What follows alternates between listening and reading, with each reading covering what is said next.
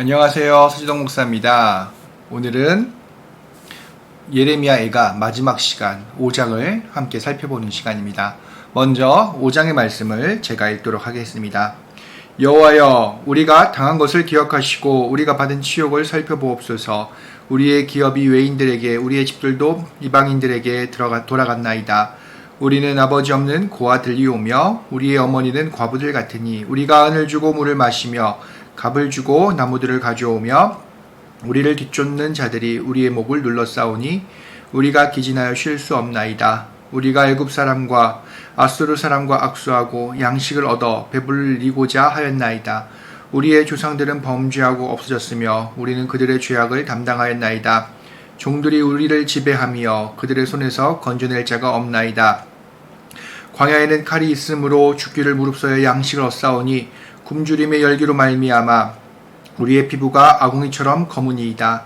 대적들이 시온에서 부녀들을, 유다 각 성읍에서 처녀들을 욕보였나이다. 지도자들은 그들의 손에 매달리고 장로들의 얼굴도 존경을 받지 못하나이다. 청년들이 맷돌을 지며 아이들이 나무를 지어다 엎드려지오며 노인들은 다시 성문에 앉지 못하며 청년들은 다시 노래하지 못하나이다. 우리의 마음에는 기쁨이 그쳤고 우리의 춤은 변하여 슬픔이 되었사오며 우리의 우리의 머리에서는 면류관이 떨어졌사오니 오호라 우리의 범죄 때문이니이다.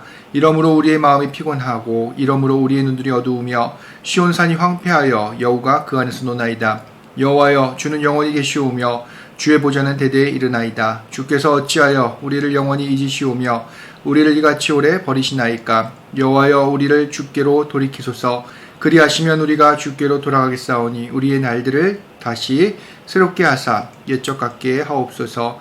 주께서 우리를 아주 버리셨사오며 우리에게 진노하심이 참으로 크시니이다. 아멘. 오늘 이 예레미야 애가 5장의 말씀에서는 중요한 포인트가 하나가 있습니다. 우리가 이제 이 애가가 마지막 장이기 때문에 아마 희망 섞인 그런 기도나 하나님의 구원에 관련한 예언의 말씀들을 들을 것이다, 또는 그 말씀들이 기록될 것이다. 왜냐하면 대부분의 탄원시들이 그렇게 마무리되기 때문에, 또 예언서들도 대부분 희망의 말씀 등으로 이제 마무리가 되기 때문에 우리는 그런 하나님의 말씀, 회복에 관련된 말씀으로 마무리될 것이다라고 기대하고 있을 수도 있습니다. 그러나 오늘 이 예레미야 애가 5장의 말씀을 가만히 들여다보면 이 5장 안에는 어떠한 희망의 말씀도 없음을 우리는 알 수가 있습니다. 특별히 이제 4장에서 이제 5장으로 넘어갈 때에도 간극이 존재합니다. 우리가 4장을 살펴볼 때 마지막이 어떻게 보면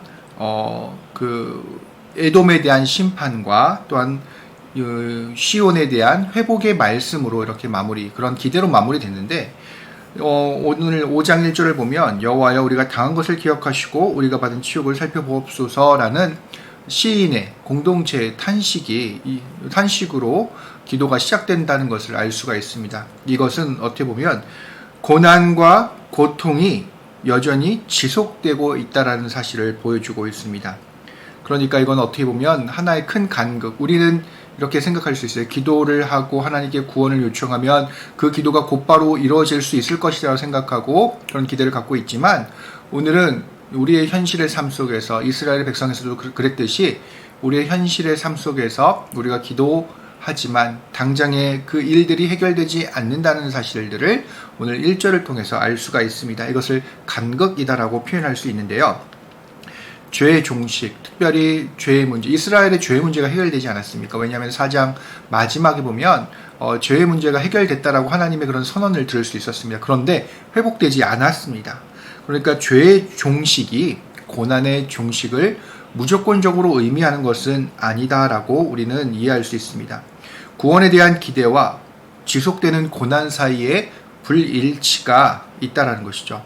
그래서 우리는 이 5장의 이 가르침을 통해서, 특별히 5장의 이런 공동체의 외침을 통해서 우리가 기도하고, 또한 때로는 우리의 죄의 문제가 하나님 앞에 해결됐다라고 하나님의 그런 음성과 말씀을 들을지라도 우리의 그런 고난의 상황이 마무리되지 않는 그 상황에 대해서 오늘 그런 어떻게 우리가 그 상황에서 견뎌내고 또한 하나님을 향해 나아가야 되는지를 오늘 이 5장의 말씀을 통해서 알 수가 있을 것 같습니다. 그래서 특별히 1절에서는 바로 이 부분, 여호와여 우리가 당한 것을 기억하시고 우리가 받은 치욕을 살펴보옵소서, 하나님을 향한 외침으로 시작이 됩니다. 특별히 이 1절은 상당히 중요합니다. 왜냐하면 원래 여호와라는 호칭은 또는 이 하나님을 부르는 이 장면들은 탄원시에서는 거의 마지막에 등장하거든요. 그래서 마지막에 하나님의 이름을 부르며 구원에 대한 기대로 마무리가 되는데 오늘은 전혀 그렇지가 않습니다. 또한 하나님을 부르면서 그 이후에 서술되는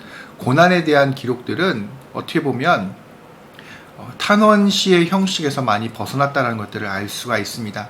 왜냐하면 곧바로 구원의 말씀 또는 짧게 시작하면 한 절 정도로 끝내야 되는데 오늘은 1절부터 22절까지 이르는 장면들을 보면은 하나님을 부르고 나서 계속해서 그 하나님을 향한 그런 탄식과 탄원들이 쭉 이어지는 것들을 확인을 해볼 수가 있습니다. 그리고 2절부터 20절까지는 하나의 또 큰 대단락이라고 할 수 있는데요. 그러니까 2절부터 20절까지는 이스라엘 백성들, 예루살렘의 거민들이 당하고 있는 치욕에 대해서 설명을 하고 있습니다. 그러니까 자기들의 터전들을 완전히 빼앗긴 겁니다. 2절에서도 보시면 외국인들에게, 외인들에게 또는 이방인들에게 이 모든 것들을 빼앗겼고, 또한 아버지 없는 고아들처럼 이런 은유를 통해서 현재의 상황들을 설명을 하고 있습니다. 특별히 4절을 보시면 은을 주고 물을 마시며 값을 주고 나무들을 갖고 오고 있다라는 이런 표현들을 볼 때에 이 표현은 어떻게 보면 이스라엘 백성들이 당하고 있는 수탈, 그러니까 이제 자기들도 그 안에서 사용할 수 있는 자원이 이제 전혀 없다라는 거죠. 그러니까 이방인들의 통치로 말미암아 이 성 안에서 더 이상 먹을 것이나 또한 자기들이 사용할 수 있을 만한 자원들이 없는 상황들로 이해할 수가 있습니다. 그리고 6절과 7절을 보시면 죄에 대한 서술이죠. 그리고 마찬가지로 16절도 자기들의 죄에 대해서 고백하고 있습니다. 특별히 6절과 7절과 16절은 상당히 중요한 부분이라고 할 수 있습니다. 왜냐하면 현재 자기들이 하나님으로부터 당하는 이 고난의 이유를 자기들의 안에서 찾고 있는 것이거든요. 그래서 고난의 이유를 하나님 탓을 하는 것이 아니라 결국 이제 자기들의 그런 안에서 어떤 문제가 있었는지를 먼저 바라보는 것입니다. 그래서 여기서도 보시면 고난의 의미가 무엇인가? 고난은 여러 가지 의미가 있을 수 있지만 가장 중요한 역할을 하는 것은 바로 자기 자신을 하나님의 율법 또는 하나님의 말씀을 통해 들여다보는 시간입니다. 그래서 이스라엘 백성, 특별히 유다 사람들, 예루살렘의 거민들은 이 고난의 상황 속에서 이스라엘의 역사적으로 있었던 그런 자기들의 죄에 대해서 이제 고백하고 있습니다. 자기들을 이제 정확하게 바라본 것이죠. 또 하나 신학이라는 부분, 특별히 이런 6절과 7절, 16절에 관한 신학은 물론 이제 예레미야 애가 전체가 그렇지만 신명기적 신학의 영향 안에 있습니다. 신명기적 신학은 뭐냐면 하나님께서 이스라엘을 심판하시고, 그러니까 이스라엘이 당하는 이 모든 고난들은 그들의 죄 때문이라는 것이죠. 이전에는 신명기 신학이라는 것들이, 그러니까 포로기 이전 그리고 요시야 시대 이전, 이 이전 시대에는 어떻게 보면 특별히 그 북이스라엘이 멸망했을 때에 아마 이런 신학적 반성의 흐름이 있었을 것 같습니다. 그때부터 시작하면서 그들의 문제가 있을 때마다, 그들이 어려움을 겪을 때마다 그들의 그 내부에서, 그들의 모습 속에서 하나님의 율법과 비교를 하면서, 하나님의 말씀과 비교를 하면서, 하나님의 예언의 말씀들과 비교를 하면서 자기들의 죄를 되짚어 봅니다. 이것이 신명기 신학의 가장 큰 특징입니다. 그러니까 현재적 고난, 현재 당하는 고난의 이유는 그들의 죄, 그들 안에 있다는 것이 바로 이 신명적 신학인데요. 바로 6절과 7절, 16절이 바로 그러한 이스라엘, 그러니까 예루살렘의 영적인 상태에 대해서 스스로 되짚어 보는 장면들을 우리는 확인할 수가 있습니다. 특별히 6절은 하나님께서 분명히 거듭해서 경고했던 부분입니다. 우리가 애굽 사람과 아수르 사람과 악수하고 양식을 얻어 배불리고자 하였나이다. 하나님께서는 분명히 이 부분에 대해서 경고하셨습니다. 하나님만 바라보고, 특별히 아하스 시대에는 어떤 일이 있었습니까? 아수르가 쳐들어 올 때에 그때에 북이스라엘과 아람이 동맹을 맺습니다. 동맹을 맺으면서 이 남유다를 압박했던 사건이 있었는데요. 그때 아하스가 이 이사야 선지자를 통해서 임마누엘이라는 예언을 받게 됩니다. 그 임마누엘의 핵심이 무엇입니까? 하나님께서 우리와 함께 계신다는 것이거든요. 그러니까 두려워하지 말라는 겁니다. 하나님을 의지하라는 겁니다. 그런데 이 아하스가 결국 누구를 의지합니까? 아수르를 의지하게 되죠. 또 하나가 있습니다. 하나님께서는 유다 백성에게 분명히 하나님을 신뢰하라, 특별히 예레미야를 통해서 지속적으로 하셨던 말씀이 이집트에게 손 벌리지 마라, 이집트를 의지하지 말라, 이렇게 말씀을 하셨습니다. 이게 상당히 중요한 부분입니다. 근데 이스라엘이 어떻게 합니까? 유다가 어떻게 합니까? 그런 하나님의 말씀을 무시하고 이제 이집트에게 이제 손을 벌리게 되죠. 결국 이게 상당히 중요한 문제가 뭐냐면 여기선 정치적인 이유인 것처럼 우리는 이해할 수 있습니다. 그냥 정치적인 것이다. 그러니까 어떻게 보면 6절은 정치적인 이스라엘의 스탠스, 그런 정황들에 대해서 서술하는 것 같지만 그 이면에는 종교적인 문제, 하나님에 대한 신앙의 문제가 분명하게 있습니다. 왜냐하면 아수르를 의지할 때에 유다가 단순히 그들의 정치력과 군사력만 이렇게 의지한 것이 아닙니다. 이 남유다의 왕들을 잘 보시면 그 제사장들을 아수르에 보내서 그들의 신들을 모방하게 한 신전을 모양들을 모방하고 그것들을 수입해 왔던 사건이 있지 않습니까? 하나님께서는 분명히 하나님을 의지하라고 했는데 그들은 외국을 의지하는 것을 넘어서 그들의 정치력과 군사력뿐만이 아니라 그들의 신까지도 수입하려고 했었습니다. 그러니까 그들의 이런 모습들은 결국 하나님을 의지하지 못하는 외교적인 문제뿐만이 아니라 영적인 상황까지도 대변하고 있다라고 할 수가 있습니다. 특별히 아수르 같은 경우는 아수르는 자기의 종교를 이렇게 강요하지 않았습니다. 아수르 신의 이름은 아수르잖아요. 그래서 이 아수르는 이 자기네들만이, 자기들의 도시의 거민들만이 그 아수르라는 신에 의해 선택받았다라는 그런 선민 사상이 있었기 때문에 자기들의 지배를 받는, 자기들이 어떻게 보면 정복한 나라들에 대해 자기들의 신들을 강요하지 않습니다. 근데 남유다는 어떻게 합니까? 오히려 그것들을 더 수입하고 그 신들을 따르려고 했던 그 모습들을 확인을 할 수가 있습니다. 정치적인 문제가 아니라는 거죠. 애굽도 마찬가지입니다. 애굽을 이렇게 의지하려고 했을 때에 여러분 특별히 에스겔서 우리가 아직 앞으로 살펴볼 텐데요. 이 에스겔서에 보시면 예루살렘이 우상 숭배를 어떻게 하고 있는가 그런 상황들을 살펴볼 때에 각양 모양의 곤충들까지도 섬기는 장면들을 확인할 수가 있습니다. 그런데 이집트가 이렇게 신들의 모양들을 설명할 때에, 그래서 묘사할 때에 곤충의 모습으로 많이 묘사하기도 했거든요. 그러니까 이런 모습들을 봤을 때에 이스라엘 백성들은 단순히 그들의 정치력과 군사력을 의지했던 것이 아니라 그들의 종교, 그들의 신까지도 수입하면서까지 하나님을 멀리하고 적극적으로 하나님을 걷어내려고 했다라는 그들의 과거의 모습들을 여기서 확인을 할 수가 있습니다. 결국 그들이 그런 상황이 있었기 때문에 8절부터 20절까지의 그런 상황들을 겪게 되는 겁니다. 특별히 오늘 우리가 함께 읽고 있는 이 5장의 말씀은 단순히 예루살렘 성전이 무너졌기 때문에 읽는 그런 성경은 아닙니다. 예루살렘 성전이 무너졌을 때 기념하면서 읽는 성경이긴 한데요. 특별히 5장 같은 경우는 포로 이후에 귀환하면서 그 이후에 어떻게 보면 귀환 공동체가 지속적으로 경험하는 고난의 상황에 대해서 설명하고 있다라는 거예요. 여기서 이게 중요한 게 뭐냐면 복귀에서 하나님의 약속의 말씀을 받으면서 특별히 이사야서에서 어떤 말씀이 있습니까? 시온에 대한 약속이 있거든요. 예를 들어 이사야서 54장 4절에 보면 특별히 하나님께서 그들을 이제 긍휼히 여기신다는 그런 말씀이 있습니다. 제가 이사야서 54장 4절의 말씀을 읽도록 하겠습니다. 이사야서 54장 4절입니다. 두려워 말라. 내가 수치를 당하지 아니하리라. 놀라지 말라. 내가 부끄러워 보지 아니하리라. 내가 젊었을 때의 수치를 잊겠고 과부 때의 치욕을 다시 기억함이 없으리니.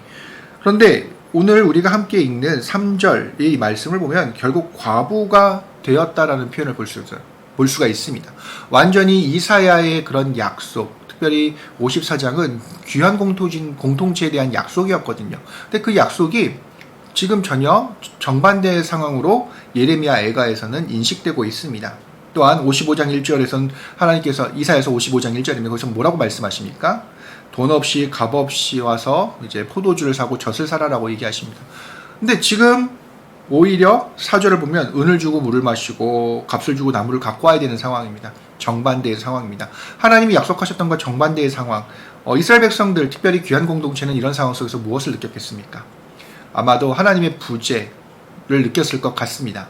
왜냐하면 하나님의 약속이 전혀 이루어지지 않는 상황이 지속되는 고난 속에서 드러나고 있거든요.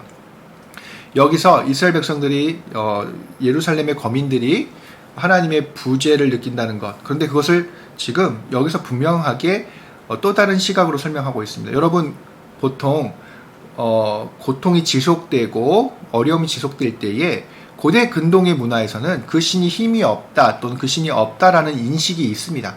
아마도 이스라엘 백성들, 귀한 공동체가 지속해서 그런 어려움들을 겪었을 때 우리는 주변에 있는 주변 세계, 구약 주변 세계의 그런 반응들과 비슷하게 할 것이다라고 이해할 수 있는데 이스라엘은 그렇게 하지 않았습니다. 귀한 공동체는 그렇게 하지 않았다는 게 또 하나의 중요한 포인트죠. 이미 그들은 성전이 무너지고 포로로 끌려가고 그리고 포로 생활을 하면서 다시 귀환했던 이 과정 속에서 중요한 한 가지 사실을 이제 알게 된 거예요. 그것이 뭐냐 하면 19절입니다. 여호와여 주는 영원히 계시오며 주의 보좌는 대대에 이르나이다. 이것은 어떻게 보면 5장의 핵심입니다. 비록 자기들은 하나님의 부재함이 느껴지는 현실 속에서 하나님이 안 계시는 것 같은 상황 속이시지만 분명한 건 그럼에도 불구하고 하나님은 계신다는 거예요.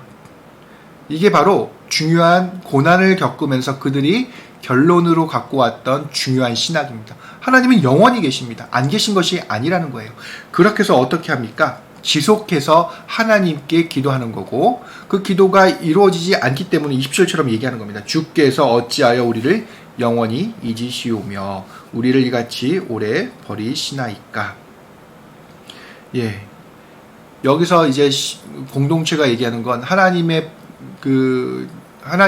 버리심 때문에 자기들이 고통 가운데, 고난 가운데 있는 것이고 그 고난의 원인은 자기들에게 있다는 것이죠. 자기들의 그런 고난의 원인 속에서 하나님께 돌이키면서 다시 하나님께서 자기들을 회복시켜 주시기를 바라는 일련의 흐름 가운데 있다라고 할 수가 있습니다. 마지막으로 21절과 22절을 함께 읽어보도록 하겠습니다. 여호와여 우리를 주께로 돌이키소서. 그리하시면 우리가 주께로 돌아가겠사오니 우리의 날들을 다시 새롭게 하사 옛적 같게 하옵소서. 주께서 우리를 아주 버리셨사오며 우리에게 진노하심이 참으로 크시니이다. 어떻게 보면 상당히 중요한 부분입니다. 암울한 분위기죠. 성도는 특히 이제 하나님께 간구할 때 우리는 하나님과의 관계가 새롭게 회복될 가능성과 그리고 그 조건에 대한 성찰을 논리적으로 하게 됩니다. 기도할 때 그렇게 된다는 거죠. 왜냐하면 이제 그런 고난 속에서 기도하면서 자기 자신을 바라보고 하나님의 말씀과 그런 하나님의 성품에 대해서 곰곰이 생각하기 때문입니다. 즉 어떻게 하면 하나님의 마음을 돌이키게 할 수 있을지, 우리에게 하나님께서 원하시는 것이 무엇인지 등 하나님의 관점에서 우리는 그것에 맞게 행동하게 됩니다.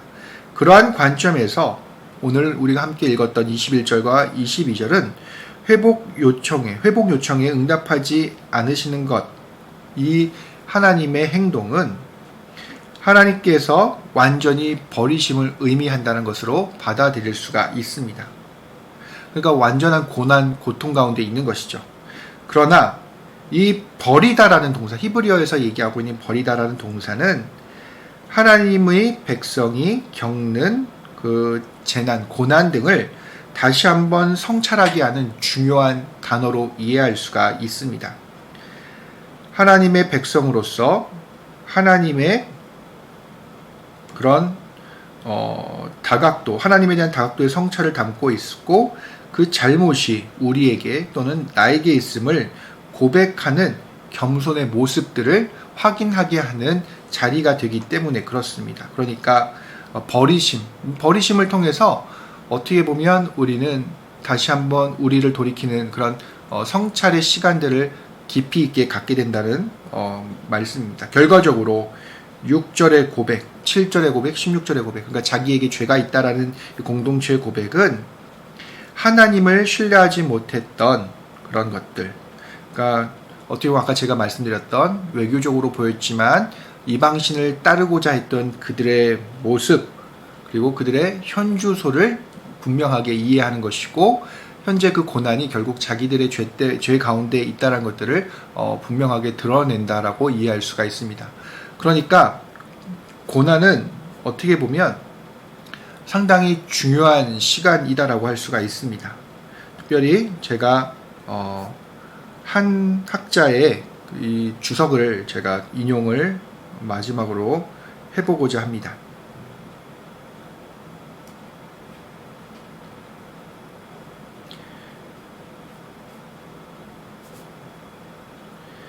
특별히 유대의 전통, 특별히 1장부터 5장까지는 고난의 이해에 대한 유대의 전통이라고 이제 표현하는데, 유대의 전통은 다섯 번째 애가뿐만이 아니라 애가 전체의 구성을 이해하는 중요한 통찰을 준다.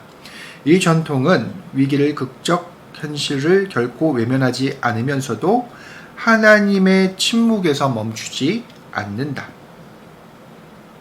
이러한 역동성은 애가의 문학적 발전 과정에서도 확인된다.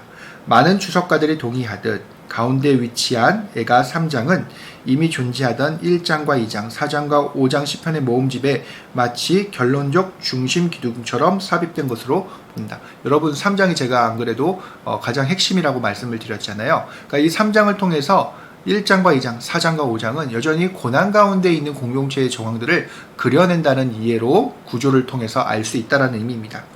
이 3장에서는 시온을 상징하는 대표적 기도자가 등장하거나 고난받는 시온의 여인 대표적 고난자로 등장하여 여호와의 진노 아래에서 삶의 길을 찾고 찾아낸다. 오직 이곳에서만 진노하시는 하나님의 침묵이 잠시 깨어지고 기도자가 이렇게 고백할 수 있다. 내가 부를 그날에 주께서 가까이 오사 말씀하시되 두려워하지 말라 하셨나이다. 이게 57절의 말씀이죠. 만약 이 신뢰의 약속이 애가의 마지막에 위치했다면 구약 성경의 기도자들이 만국 이후 경험했던 하나님의 부재라는 극적인 현실은 너무나도 쉽게 무마되었을 것이다. 그러나 지금과 같이 이 신뢰의 체험, 이것이 포로기 귀환에도 여전한 고난의 현실로 둘러싸여 있기 때문에 여호와께 붙드는 몸부림은 더욱 진정성을 띠고 있다. 어쩌면 이 고난 속에서 체험된 하나님의 순간적인 가까움이야말로 이스라엘의 탄식을 끝내 사라지지 않게 하는 힘일지도 모른다. 이게 학자의 주장인데요. 상당히 중요한 통찰을 담고 있다고 할 수가 있습니다. 그 부분은 뭐냐면 고난의 의미라는 거예요. 만약 3장이 5장에 위치했다면 현재적 고난, 그러니까 너무 쉽게 고난이 아니라 너무 쉽게 구원에 대해서 이야기하는 상황으로 받아들일 수 있다는 것이죠. 여러분, 이 고난은 때로는 이 긴 시간을 통해서 하나님과의 관계, 하나님에 대한 의존성, 그리고 그 여러 가지들을 우리가 깊이 있게 더 가져갈 수 있기 때문에 이 지금 학자는 그 고난의 의미의 중요성, 특별히 성도들의 고난의 의미의 중요성에 대해서 분명하게 이야기하고 있습니다. 그러니까 값싼 은혜, 하나님께서 주시는 은혜는 값싼 은혜가 아니라 정말 하나님과의 관계, 그리고 나의 그런 죄된 속성들, 이런 모든 것들을 성찰하고 반복하면서 조금씩 하나님께 나아가는 과정들, 그것이 바로 고난의 과정 속에 있다라고 설명을 하는 것입니다. 이제 말씀을 마무리하도록 하겠습니다. 어떻게 보면 우리가 이 고난에 대해서 이해를 할 때 하나님께서 계시지 않는 것 같은 상황이지만, 그것들이 하나님께서 나를 버리셨던 것 같은 그런 상황이지만, 적어도 그 시간은 영원히 하나님께서도 함께 계심이 여기서 선언이 되고 있습니다. 이게 5장의 핵심이거든요. 또 하나는 무엇이냐면 우리가 지속되는 고난 속에서 그 고난의 의미들, 하나님과의 관계를 다시 살펴가는 의미들, 왜 예레미야 애가 3장이 마지막에 위치하지 않았는지, 그러니까 어떻게 우리가 더 하나님께 가까이 나아갈 수 있게 되는지, 오늘 제가 인용한 학자의 말에 따르면 고난 속에서 하나님께 계속해서 나아감, 그리고 순간적으로 하나님께서 보여주신 그 가까움, 이것이 결국 하나님께 계속 기도하게 되는 중요한 원동력이 된다는 것입니다. 이것을 다시 얘기하면 하나님에 대한 경험들, 우리의 과거에 있었던 하나님에 관한 경험들은 이 고난 속에서 우리를 고난을 이기고 하나님께 더 가까이 나가게 하고 어떤 그런 힘이 있다라는 것이죠. 또한 고난 자체로도 우리에게 중요한 의미가 있다는 것이 오늘 5장의 말씀이라고 할 수가 있습니다. 여러분, 지금까지 예레미야 1장부터 5장을 살펴보았습니다. 1장부터 5장까지 핵심은 고난의 의미에 대해서, 고난이 단순히 내 육체와 정신적인 그런 고난에만 집중 포커싱이 되는 것이 아니라 하나님과 나와의 관계, 그리고 나의 그런 내적인 문제들, 나의 그런 아픔과 슬픔들을 묵상하는 것이 아니라 스스로의 연민에 빠지는 것이 아니라 내가 하나님과의 관계 속에서 어떤 삶을 살았는지를 살펴보고 다시금 하나님께 맞춰지지 않았던 삶을 맞춰가면서 고통스럽지만 조금씩 하나님께 나아가게 하는 것이 이 고난이라는 것, 그것이 바로 예레미야 애가 전체의 가르침이라고 할 수 있습니다. 이런 예레미야 애가의 가르침을 기억하시면서 오늘 하루도 승리하시기를 주님의 이름으로 축원합니다. 다음 시간에 뵙겠습니다.